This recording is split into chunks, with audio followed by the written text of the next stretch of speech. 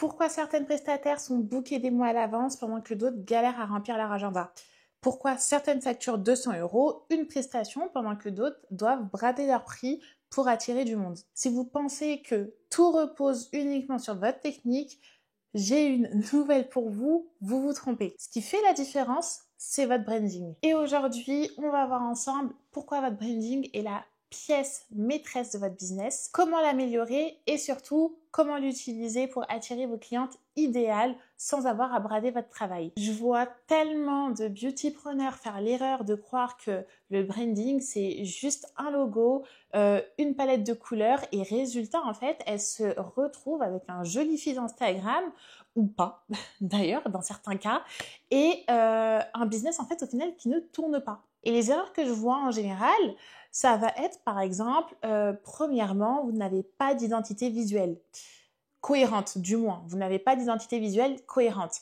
En fait, chaque post Instagram a une couleur différente, les stories, elles ne reflètent pas l'univers de la marque et les clientes ne retiennent rien. Sauf que rien ne doit être laissé au hasard parce que comme je vous l'ai déjà dit, en fait, les détails font la perfection, mais la perfection n'est pas un détail. Ça veut dire que tout doit être travaillé au millimètre près. Deuxièmement, vous avez un nom de marque générique. Donc, par exemple, vous appelez Beauty Nails, vous appelez Lash Studio, Glam Touch, etc., etc. En fait, rien qui marque réellement les esprits, rien qui va vous différencier. Dans mes accompagnements, quand je cherche le nom du beauty business de mes élèves, en fait, j'insiste pour qu'elles évitent absolument les mots nails, beauty ou lash dans leur nom de marque. Pourquoi? Parce que tout le monde fait ça. Et en fait, ça ne va pas du tout vous rendre unique. Moi-même, j'applique ce principe. Mon institut s'appelle The House of Paris. Je l'ai créé il y a 7 ans. Maintenant, c'est vrai qu'il y a beaucoup de house, etc. Mais moi, quand j'ai créé il y a 7 ans, house, on n'était pas beaucoup. Et en fait, j'ai pris le mouvement un peu à contre-pied. Et c'est ce qui m'a différencié au final. Et troisièmement, vous n'avez aucune expérience client réfléchie. Ce qui veut dire qu'en fait, vous pouvez être la meilleure dans votre domaine. Si vous recevez mal vos clientes, en fait, c'est normal qu'elles ne veuillent pas payer un prix élevé. C'est normal. Les tarifs, en fait, ils sont en lien direct avec l'expérience de consommation. Donc, regardez les maisons de luxe comme par exemple Chanel, Dior ou Hermès. D'accord? Ce que vous achetez, ce n'est pas seulement un produit. On est bien d'accord. C'est vraiment toute une expérience. Donc, à l'inverse, si vous allez chez Action, par exemple, acheter une bougie à 2 €, on ne va pas vous dérouler un tapis rouge, on ne va pas vous assigner un vendeur qui va vous suivre et vous conseiller tout au long de vos achats, ou alors on ne va pas vous offrir on va pas vous offrir le champagne, par exemple. En fait, le branding, c'est aussi le ressenti, la perfection qu'a votre cliente dès votre premier contact. Et si je vous donne quelques chiffres pour que vous compreniez l'impact du branding, c'est que 75% des consommateurs affirment qu'ils jugent une entreprise sur son image avant même d'acheter.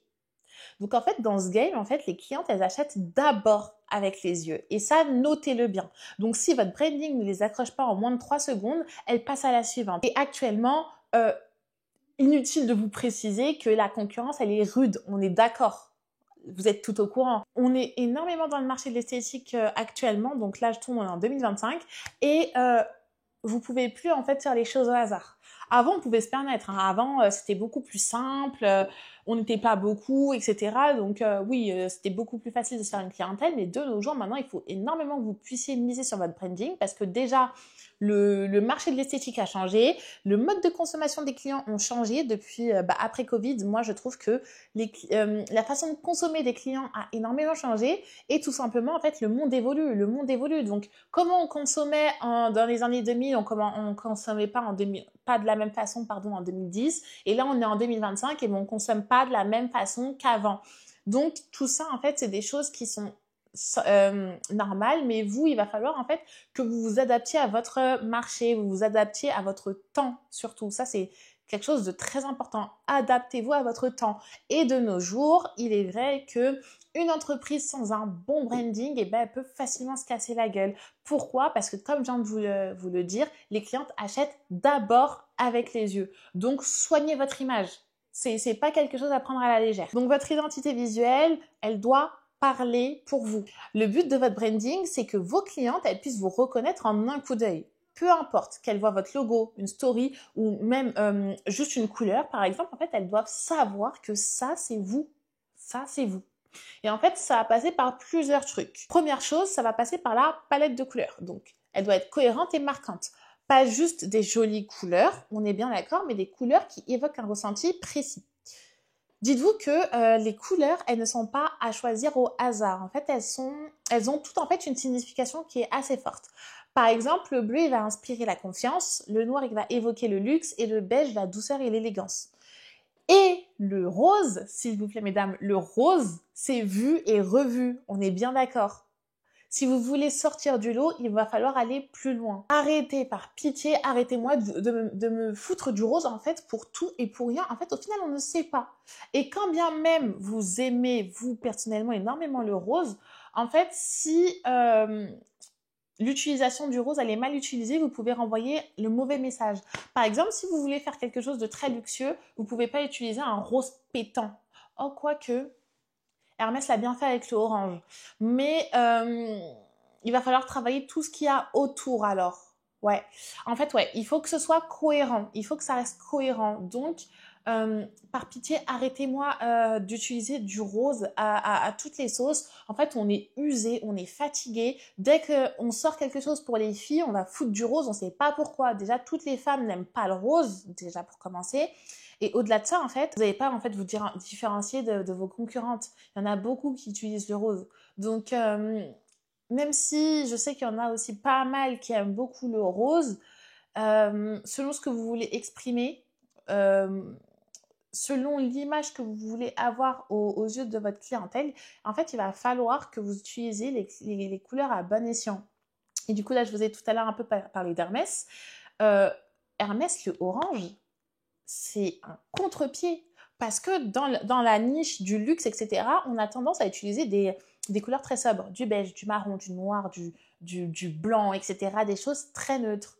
Prendre le orange, vous avez vu comment, en fait, c'est quelque chose qui était du génie, parce qu'au final, Hermès a su se faire un nom en partie grâce à sa couleur orange qui la distingue, mais particulièrement en fait de ses concurrents. Là où ses concurrents ont des tons très neutres, etc.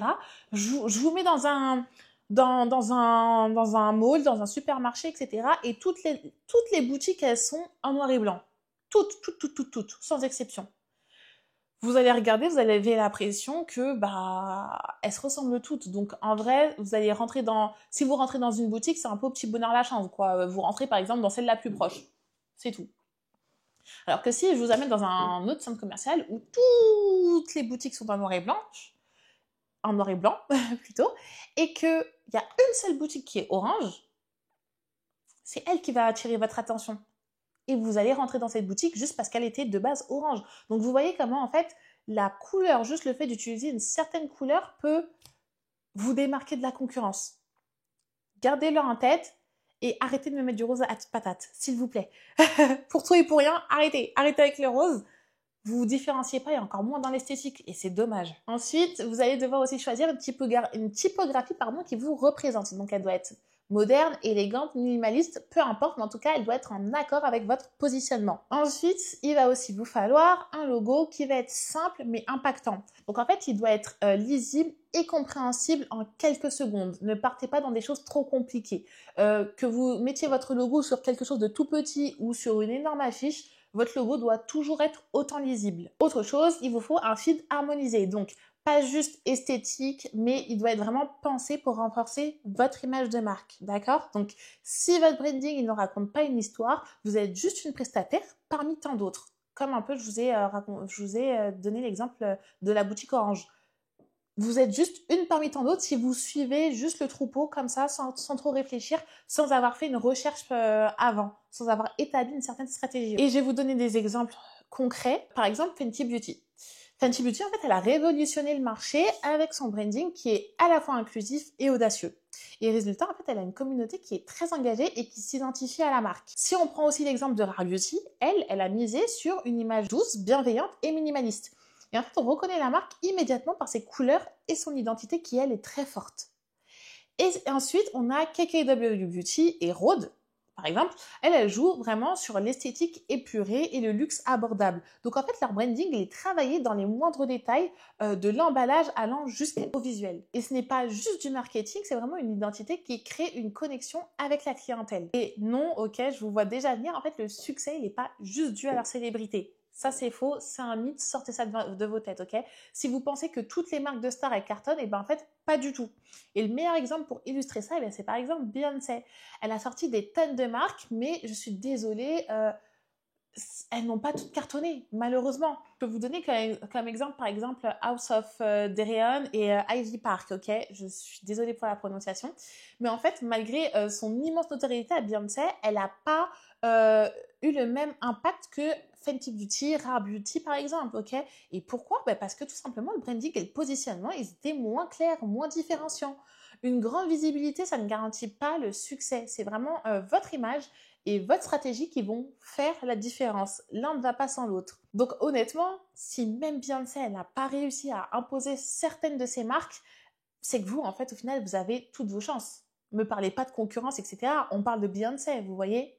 Parce qu'en fait, le succès, c'est pas une question de notoriété, c'est une question de stratégie. Si vous voulez exceller, si vous voulez avoir du succès dans votre beauty business, ayez une bonne stratégie, ok? Hormis tout ça, en fait, n'oubliez pas aussi que le branding, c'est aussi une expérience sensorielle. Le branding, on compte aussi les 5 sens. L'odorat, la vue, l'ouïe, tatati, tatata. N'oubliez jamais. Le branding, en fait, il ne se limite pas à juste une belle identité visuelle. C'est aussi ce que ressent votre cliente quand elle vient chez vous, ok, pendant la prestation. Donc, quand elle vous parle et quand elle découvre votre contenu. Donc, ce qui va compter, c'est le avant qu'elle vienne chez vous, pendant qu'elle est chez vous et après qu'elle soit partie de chez vous. Ces 3 étapes ne sont pas à négliger. Et pour illustrer ça, est-ce que vous avez déjà entendu parler du marketing sensoriel? J'ai déjà fait une vidéo à ce sujet et je vous invite d'ailleurs à aller la regarder. Et c'est vraiment un élément qui est clé dans le branding. Et ça, je vous l'ai déjà dit. Donc, par exemple, vous allez utiliser des couleurs et la lumière de votre salon, ok? Est-ce que vous voulez une ambiance tamisée et cosy ou alors une lumière vive et énergisante? À vous de voir ce qui définirait le mieux votre entreprise. Ensuite, vous allez devoir aussi miser sur tout ce qui est odeur et la musique. Donc, un parfum signature, une playlist adaptée à votre univers. C'est-à-dire que moi, ce que j'aimais bien, c'était les prises, vous savez, les prises de sambon. J'aimais bien les prises de sambon, j'en mettais 1 ou 2 dans chaque pièce pour que en continu, en fait, mon espace de travail sente bon. Et là, grosse parenthèse, mais je vais vous donner quelques tips.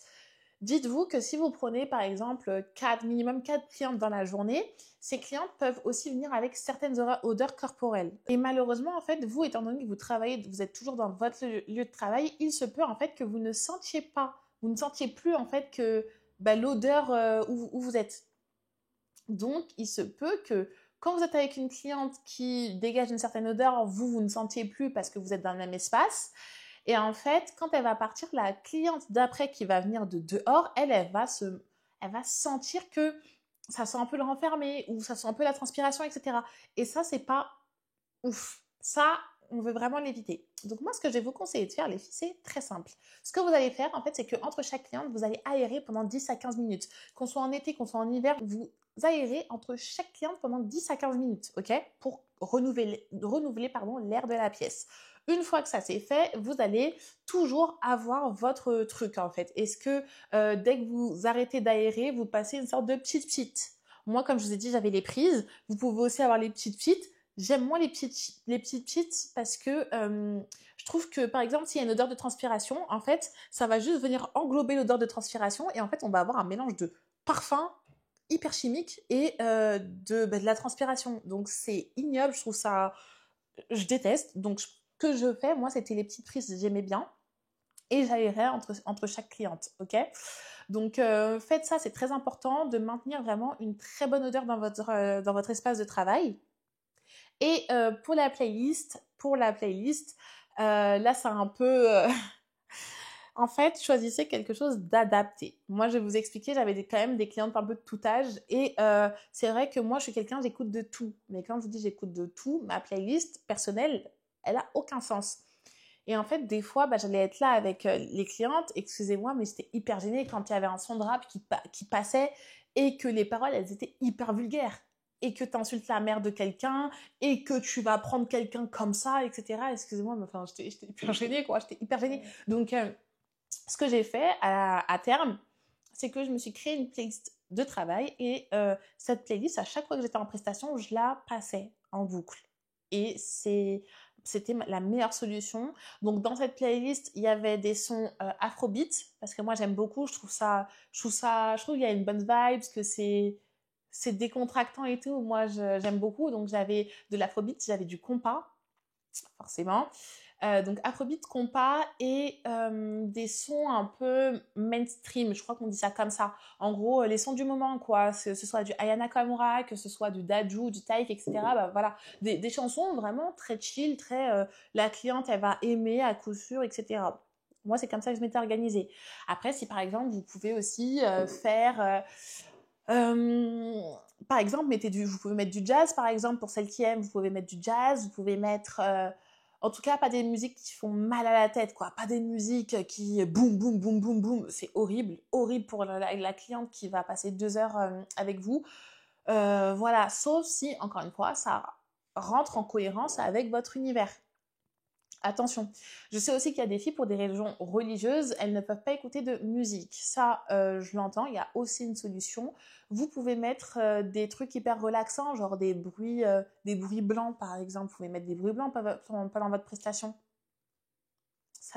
En fait, c'est adaptez-vous à vous, adaptez-vous à l'identité de votre business, mais faites en sorte que ce soit cohérent et que ce soit aussi très agréable pour la cliente. Donc, vous n'êtes pas obligé de mettre de la musique si, par exemple, pour des convictions religieuses ou autres, hein, d'ailleurs, vous ne pouvez ou ne voulez pas écouter de la musique. Il y a d'autres alternatives. Il y a des bruits blancs, il y a des musiques aussi sans paroles, vous mettez juste des instrus, etc. Enfin, en réalité, vous avez moyen de moyenner, quoi. Il n'y a pas vraiment de frein. Au final, c'est vraiment à vous de vous adapter, en fait. Parenthèse fermée. Ensuite, vous allez aussi avoir votre voix et votre ton sur les réseaux sociaux. Donc, ça veut dire, en fait, est-ce que vous voulez vous adresser à vos clientes de façon chaleureuse, luxueuse, minimaliste? En fait, comment vous êtes? C'est aussi simple que ça. Comment vous êtes? À vous de choisir. Et ensuite, il y a aussi l'expérience digitale. Donc, ça veut dire un site clair, une prise de rendez-vous fluide, un feed Instagram harmonieux, etc., etc. En fait, le branding, c'est un tout.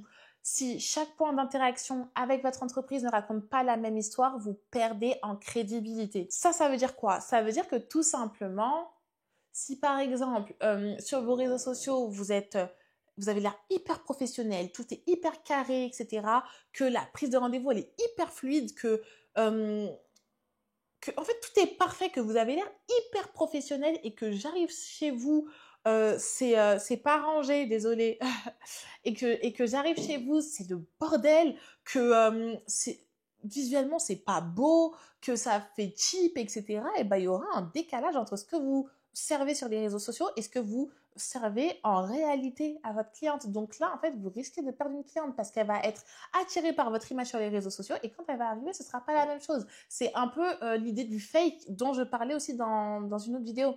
Donc, pensez à tout ça. Il faut que chaque étape de vos prestations enfin, de votre service, etc., soit accordée. Vraiment.